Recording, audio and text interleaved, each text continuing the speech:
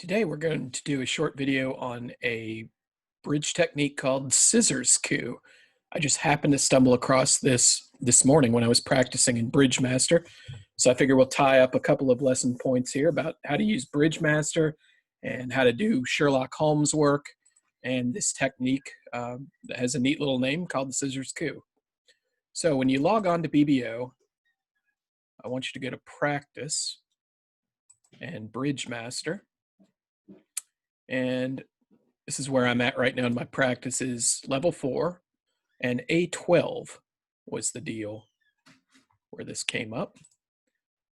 So let's do our normal detective work, counting tricks type stuff here.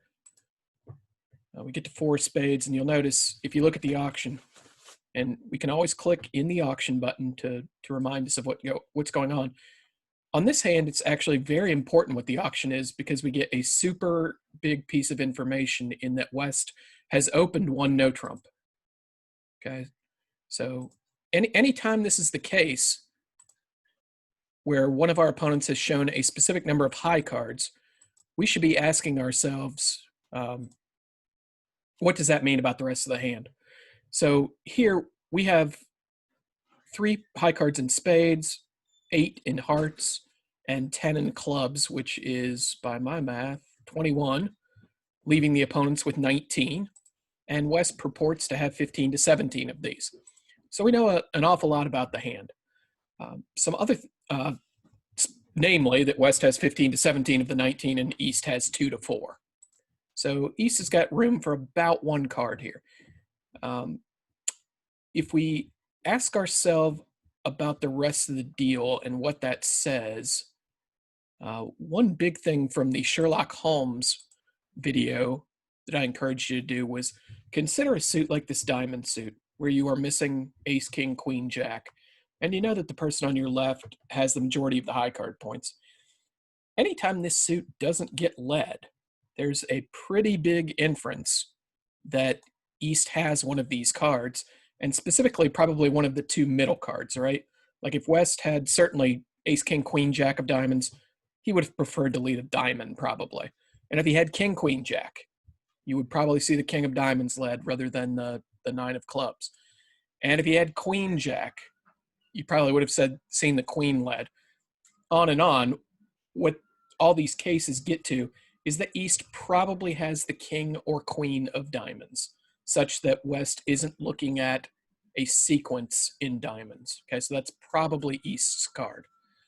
Let's count our tricks, because there's not a flashing light that says, hey, this is a problem, right? We should just be having that sort of attack on every hand that we play. Okay, so let's count tricks.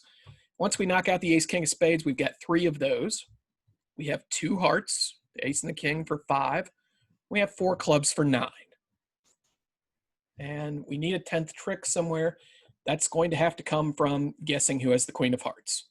And certainly, based on West opening a no trump and based on what I just said about the diamond suit, West is a heavy, heavy favorite to hold the queen of hearts. So it looks like we got 10. Now, something that I haven't really talked about yet, when everything looks like it's going well in a contract, one hurdle or question you should ask yourself is, what could go wrong?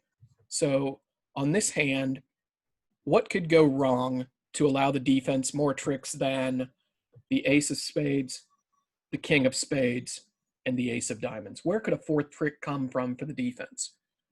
Well, if they play it right, it's possible that West could get a club ruff, right? Like imagine a situation where West has 2 clubs and the 2 big spades, which we pretty much know he's got. How will the play go? It'll go, we win the club, he wins the spade, and this is a draw trump hand, right? Because we don't need dummies trumps for any of our losers.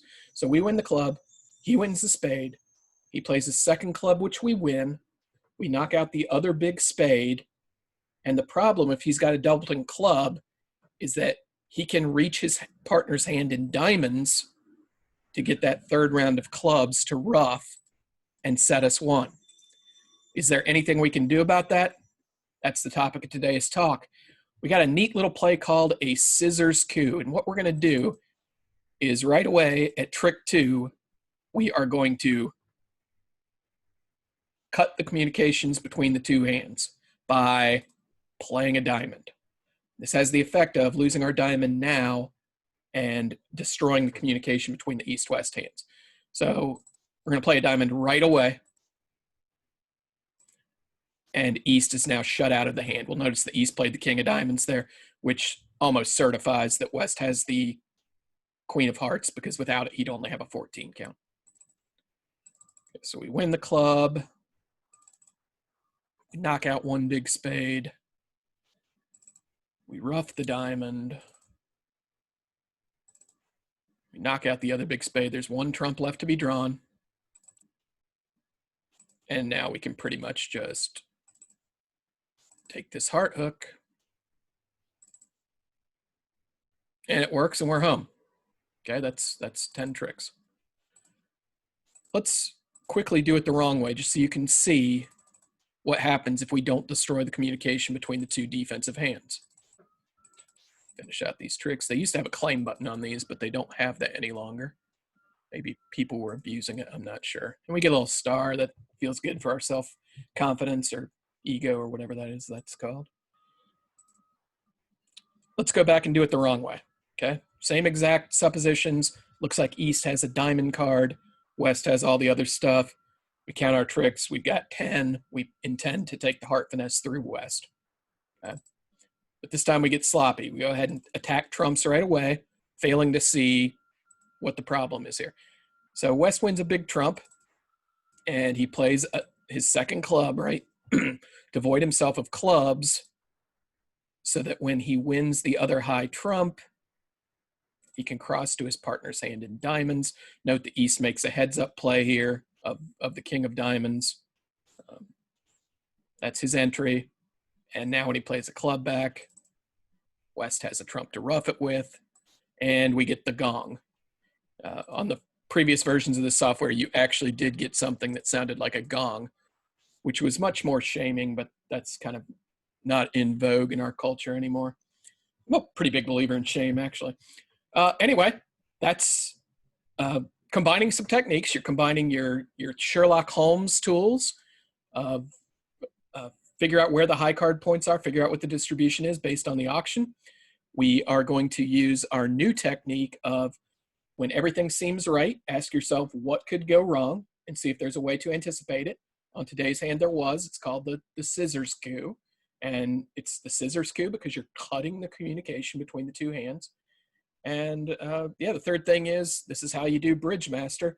This just happened to be the problem that I woke up to this morning when I was doing my drills, and I figured I'd make a little video about it. So, and look, this is 4th level A12, but I hope to impress upon you that the kind of thinking that you do here, perhaps you're not used to it or in the habit of thinking this way, but there's nothing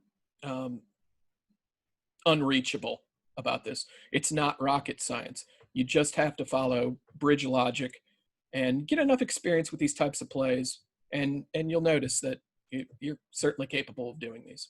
All right, hope this helped, and I'll see you back next time.